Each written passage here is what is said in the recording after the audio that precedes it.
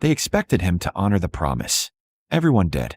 The entire county watched Duke Adrian Hale kneel beside his father's deathbed 5 years ago and swear, voice steady despite grief, that he would never remarry, that he would dedicate his life solely to preserving the Hale legacy, untainted by the complications of love or attachment. And he had kept that vow faithfully, turning Ashwood Manor into a monument to duty rather than a home. Until the day a quiet linguist arrived to catalog his father's vast library, and something in the way she translated a single forgotten letter made him realize that some promises, no matter how sacred, can become prisons that trap the living alongside the dead. The morning began like any other carefully controlled day inside Ashwood Manor. Every room polished to perfection, every servant moving through rehearsed routines, every portrait of previous dukes watching silently from gilded frames. And at the center of it all stood Adrian, 32 years old, composed to the point of severity, ruling his estate with the same measured restraint that had defined him since the day he buried his father and his first wife within months of each other. He had loved Catherine once, though their marriage had been arranged. She died young, suddenly, leaving behind only memories and a promise Adrian made in desperation to his dying father weeks later. "Don't repeat my mistakes," the old duke had whispered, his grip weak on Adrian's hand. "I remarried for affection and nearly lost everything. Promise me you'll never let emotion compromise the Hale name again." Adrian had promised, and he had meant it. But grief has a way of making impossible vows feel righteous, and over the years, that promise had calcified into something darker. Not protection, but isolation. Not duty, but punishment. Miss Alara Weston arrived on a Wednesday afternoon, carrying a worn leather case and letters of recommendation that spoke of her work translating rare manuscripts across Europe. She had been hired specifically to organize and catalog the late Duke's private library, a collection so extensive that 3 previous scholars had abandoned the project overwhelmed. Adrian met her briefly in the entrance hall. She was younger than he expected, perhaps 27, with an unassuming presence that made her easy to overlook. She curtsied with quiet efficiency, met his gaze just long enough to be respectful without presuming familiarity, and spoke in a voice both clear and carefully modulated. "Your Grace, I understand the collection includes several rare linguistic texts. I'll endeavor not to disturb the household during my work." "See that you don't," he replied, already turning away. He did not think of her again for 3 days. The library occupied the manor's entire east wing, 2 stories of floor-to-ceiling shelves surrounding a central reading area lit by tall windows overlooking the gardens. It had been his father's sanctuary, the place where the old duke spent countless hours among languages he barely understood but collected obsessively. Adrian avoided it now. Too many memories pressed against those walls. But on the 4th morning, his steward approached with unusual hesitation. "Your Grace, Miss Weston has found something she believes you should see." Adrian's first instinct was irritation. "I hired her to organize, not investigate." "Yes, Your Grace. However, she was quite insistent it concerned your father directly. That changed things." Reluctantly, Adrian followed the steward to the library. Alara stood beside a large desk, her hands resting lightly on what appeared to be a bundle of old letters tied with faded ribbon. She looked up as he entered, her expression carefully neutral. "Forgive the interruption, Your Grace. I found these hidden inside a hollowed book on the upper shelves. They appear to be correspondence your father never sent." Adrian frowned. "Why would unsent letters concern me?" "Because they're written in 3 different languages," she said quietly. "And they're all addressed to the same woman." The air seemed to tighten around them. He crossed the room slowly and took the letters from her hands. The paper felt fragile, decades old. He recognized his father's handwriting immediately, but the words themselves were incomprehensible.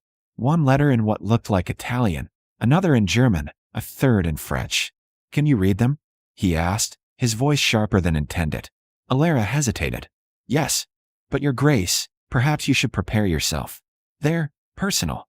Read them." She took the first letter carefully, her eyes scanning the lines before she began translating aloud. Her voice remained steady, but something in her tone suggested she understood the weight of what she was revealing. The letter was a confession. His father, writing to a woman he had loved before his second marriage, explaining why he could not be with her. Duty, obligation, fear of scandal, all the familiar justifications Adrian knew too well. But then came the final paragraph, and Alara's voice softened almost imperceptibly as she translated it. I have chosen safety over happiness, and I know I will regret it until my final breath. I pray my son never makes the same mistake, that he finds the courage I lacked. The silence that followed was absolute. Adrian stared at the letter in Alara's hands, his entire understanding of his father's deathbed promise beginning to fracture.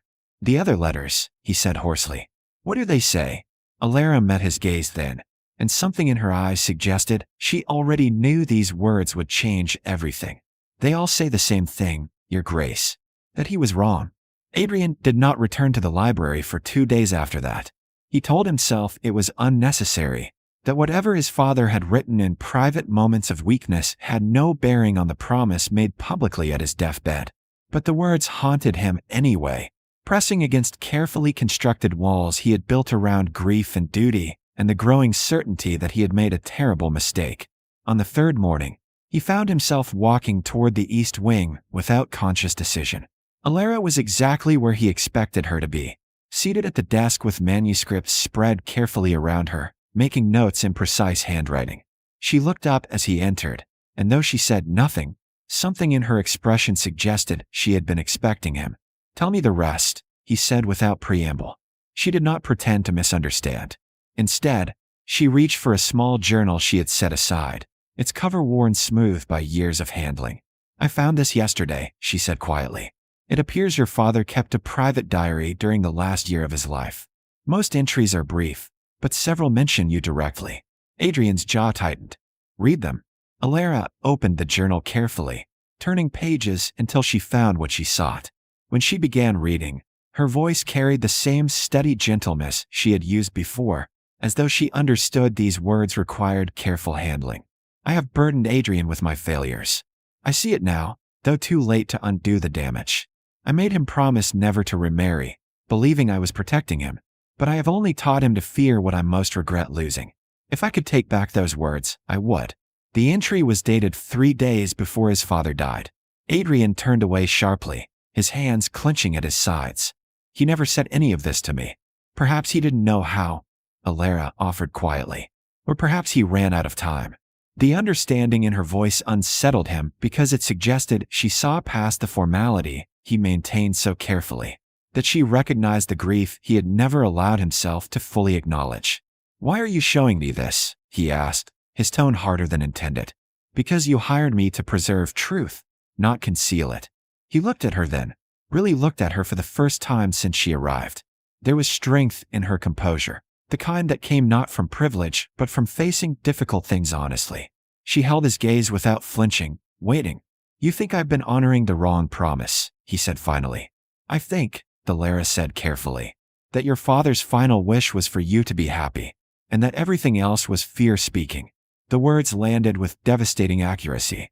Before he could respond, she continued. There are more letters. To your mother, written after her death. To colleagues, mentors, even one to you that was never finished. All of them expressed the same regret, that he chose duty over love and watched it hollow him from the inside.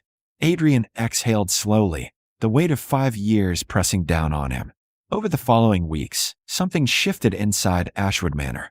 Adrian began spending more time in the library, ostensibly to review Alara's progress, but increasingly to simply talk with her. She possessed a rare quality, the ability to discuss difficult truths without judgment, to listen without offering empty comfort. She told him about her own losses, a father who died believing she had wasted her education, a broken engagement to a man who could not accept her work. She spoke of these things plainly, without self-pity, and somehow that made them more powerful. And Adrian found himself confessing things he had never said aloud. The guilt he carried over Catherine's death, though illness had taken her beyond anyone's control. The suffocating weight of maintaining his father's expectations. The growing realization that he had spent 5 years existing rather than living. You were grieving, Alara said one afternoon as rain streaked the library windows. People make promises in grief that they would never make in clarity. But I gave my word. To a dying man who regretted his own choices. Your Grace, Sometimes honoring someone's memory means living the life they wish they'd had the courage to choose. The statement struck him silent, because she was right. Everything his father had written, every unsent letter and private confession, pointed toward the same truth. The old Duke had not wanted Adrian to repeat his isolation. He had wanted his son to be braver than he had been. But acknowledging that meant confronting what Adrian had been avoiding for weeks now. He had begun to care for Alara, not as an employee, not as a temporary presence, but as someone whose absence would leave Ashwood Manor feeling empty again. The realization terrified him. One evening, as summer lights slanted golden through the windows, Adrian found Alara standing before a portrait of his father, studying it with quiet intensity. "What do you see?" he asked softly. She did not startle. Someone who carried too much alone. The observation was simple, devastating, true. "I'm afraid," Adrian admitted, the words escaping before he could stop them. Alara turned to face him fully. "Of what?" "Of wanting something I promised never to have again." Understanding flickered across her expression, followed by something that looked like pain. "Your Grace, Adrian," he interrupted quietly. "When we're alone, please. Just Adrian." Her breath caught slightly. "Adrian, I would never presume, I know." He stepped closer, close enough to see the careful control in her expression, the way she held herself, so carefully still. "But if you could, if there were no promises, no expectations, would you stay?" The question hung between them, fragile and enormous. Alara's eyes filled, though no tears fell. "Yes." The next morning, Adrian summoned his steward and solicitor to the study. By afternoon, word had spread through the household that the Duke was preparing to make an announcement that would shock the entire county. Because after 5 years of rigid adherence to his father's deathbed wish, Adrian Hale had decided to do something unthinkable. He was going to break his promise. The decision had not come easily. He spent the entire night after Alara's confession walking the manor grounds, wrestling with duty and desire, obligation and truth.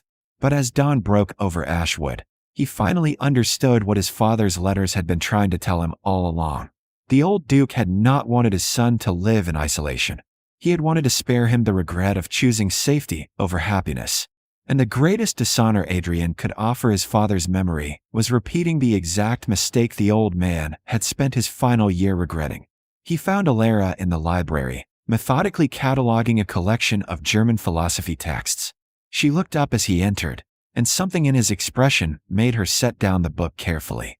"I'm going to ask you something," Adrian said quietly, "and I need you to answer honestly, even if you think it's what I want to hear." Alara nodded, her composure steady despite the sudden tension in the room. "Do you believe people can honor the dead by living differently than they did?" She considered the question with the same careful thought she gave everything. "I believe the dead want us to learn from their mistakes, not inherit them, even if it means breaking a promise made at their deathbed." "Especially then," she said softly, "because deathbed promises are made in fear, not wisdom." Adrian exhaled slowly, some final piece of resistance crumbling inside him. "My father spent the last year of his life regretting the choices he made, regretting that he taught me to fear connection rather than embrace it. I found his words too late to hear him say them, but I heard them." Alara's eyes brightened with understanding. "I cannot change the past," Adrian continued, "but I can choose differently going forward. And I choose this." He stepped closer, close enough that propriety would have demanded she retreat. She didn't. "I choose you, if you'll have me." For a moment, Alara simply looked at him, and in that suspended silence, Adrian felt the weight of 5 years finally begin to lift. "The county will talk," she whispered. "Let them.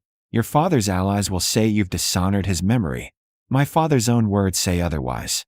Adrian reached for her hand carefully, giving her every opportunity to refuse. She didn't. "I spent 5 years honoring the wrong promise. I won't waste another day repeating his greatest regret." Alara's fingers tightened around his. "Then yes.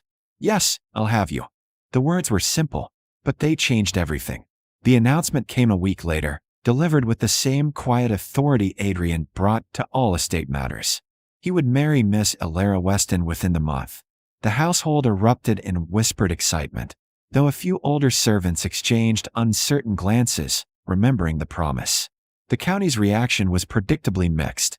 Some called it romantic. Others muttered about propriety and broken vows. Several of his father's oldest friends wrote concerned letters suggesting Adrian was acting out of grief rather than clarity. He answered every letter the same way, with excerpts from his father's own journals and unsent correspondence, proof that the old duke's final wish had not been isolation, but courage. On a golden September afternoon, Adrian and Alara were married in Ashwood's small chapel. The ceremony was intimate, attended only by household staff and a handful of genuine friends. No grand society spectacle, no political maneuvering, just two people choosing each other honestly. As they stood together afterward in the library where everything had begun, Alara rested her head against Adrian's shoulder. "Do you think he would have approved?" she asked. Softly, Adrian looked toward his father's portrait, remembering the desperate deathbed promise, the years of isolation, and finally, the hidden letters that revealed the truth. "I think," he said quietly, "he would have been relieved." Because the greatest gift Adrian could offer his father's memory was not perfect obedience to fear-driven promises, but the courage to choose love when it arrived. To learn from the old duke's regrets rather than inherit them. To honor him by living the life he wished he'd had the strength to choose. Years later, when Adrian's own son asked about the portrait in the library, he would tell the truth. That his father had been a complicated man who made mistakes, gave impossible advice, but ultimately wanted his son to be braver than he had been, and that sometimes the most sacred way to honor the dead is to live freely among the living. Ashwood Manor, once a monument to duty and isolation, became a home again, filled with laughter, warmth, and the quiet understanding that promises made in grief are not chains, but lessons. And in the library's upper shelves, carefully preserved among rare manuscripts, Adrian kept his father's letters. Not as accusations, but as reminders that even in our final moments, we can give those we love permission to choose differently. To choose happiness over duty. To choose life over monuments. To choose love, even when fear whispers that promises matter more than joy.